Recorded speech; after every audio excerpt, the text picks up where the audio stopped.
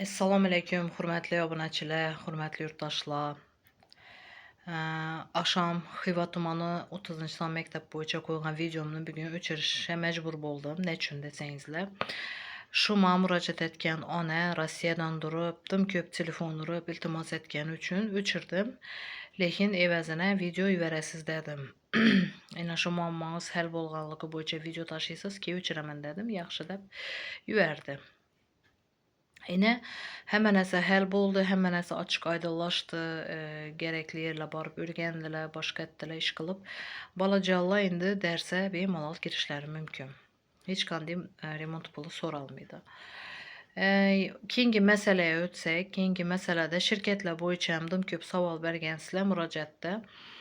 Ayniqsa Xiva tumanidan, Xiva shahridan chiqib turibdilar murojaat etib, ya'ni shirkat majburiymi, bizani qarzdorlik etibdilar, avtomobillarimizni, mulkimizni taqiqqa qo'ydiribdilar degan gaplarni aytib turibdi. Shirkat qadimki adi shirkat hozir boshqaruv servis kompaniya deb nom olgan, yangicha talqinda aytiladi. Ya'ni barcha boshqaruv servis kompaniyalar ko'p qavatli domlarni texnik holatini javobgar hisoblanadi. Ya'ni ina shu sizlar yashab turgan 4 qavatmi, 5 qavatmi, 3 qavatmi shu yashab turgan uylaringizga javobgar hisoblanadi. Ya'ni o'ylamanglar, boshqaruv servis kompaniya faqat ko'cha supuradi, pod'ezd supuradi, shu ish faqat uni vazifasi deb o'ylamanglar. Bu yerda uni 16 xil xizmati bor. Uyingizdagi stoyak uchun javob beradi. Kanalizatsiyada ketayotgan o'sha sizni suvingiz, o'sha ortiqcha o'sha suvlaringizni ketishi, aylanishini javobgar bo'ladi. Pod'ezddagi lampochkalar, ishqilib o'zini protokolida agar o'qib chiqsangizlar, shu o'zlaringizga berkitilgan boshqaruv servis kompaniyani albatta tanishib chiqasizlar.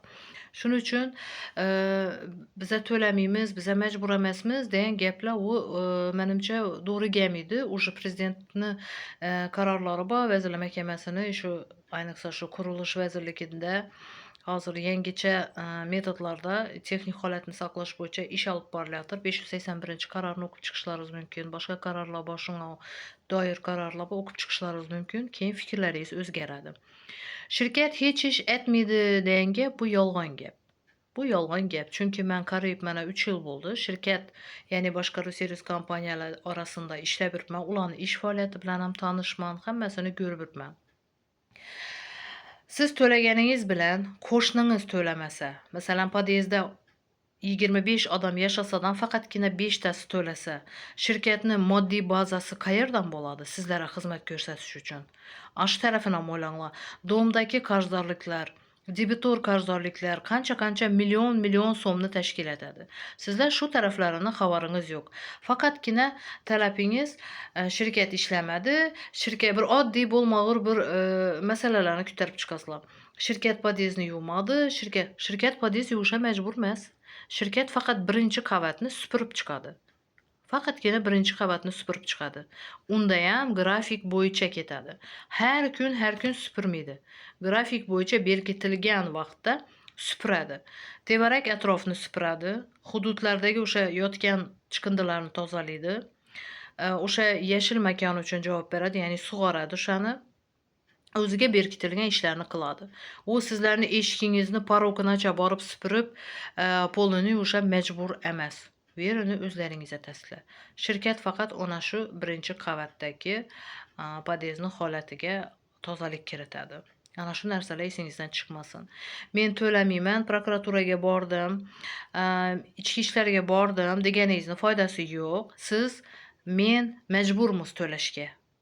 Hammamiz majburmiz. Biz prezident qarorlarini hurmat qilishga majburmiz. Hammamiz to'lovni amalga oshirishimiz kerak. To'lamasangiz o'zingizga jabr bo'ladi. Ertaga mulkingizni sota olmaysiz. Mulkingiz avtomatik taqiqqa tushadi. Ikkinchidan mana yoz oyida, iyun oylarida BSK kompaniyalarining to'lovlari elektr energiyaga ulanadi degan yangilik ham bor. To'lamasangiz elektr energiyangiz o'chadi. Bu nimadan dalolat beradi? Bizani xalqimizni, ayrim aholimizni o'z vaqtida to'lovlarni amalga oshirib borishi uchun undaydigan variant. Boshqa varianti yo'q. Bularning moddiy bazasini, texnik bazasini faqatgina xalq qo'llab-quvvatlaydi. Siz bilan biz boshqaruv servis kompaniya bilan hamkorlikda ishlashimiz kerak. Shu narsani unutmanglar. Va yana bir iltimosim bor, boshqaruv servis kompaniyadagi ishlayotgan, ko'chadagi mana shu pod'ezd atroflarini supurayotgan ishchilarga hurmat bilan murojaat qilishlaringizni so'rab qolar edim. Hech kimni shaxsini kamsitmasdan, obro'sizlantirmasdan, vaholanki ular borki bizning ko'chamiz bor, toza. Ular borki bizani pod'ezdlarimiz toza, domlarimizni holati shu ishchilarga bog'liqdir. Shuning uchun mana shu ularni arzimas deb hisoblaymiz. Lekin aksincha biz agarda shuni bir o'ylab logически qarabsak, ularning ishi oltindan-da qadrlidir. Chunki hech kim bir supurgi olib ko'chasi chiqib supurganini men ko'rgan emasman shuhacham. Hech kimni o'zidan inisiativa aytib tevarak atrofni supurganini ko'rgan emasman. Lekin mana shu boshqaruv servis kompaniyani ishchilari kelganda ularga qanaqadir bir husumat bilan, agressiya bilan murojaat qiladigan fuqarolarni ko'rganman. Shunga aytmoqchi edim, hurmat bilan munosabat qilishingizni so'rab qolar edim. Shuning uchun o'rtoqlar, oxirgi gapim, menga boshqaruv servis kompaniya bo'yicha murojaat qilmanglar. Bu majburiy to'lov hisoblanadi. Qayerga borsangiz ham shu javobni olasiz.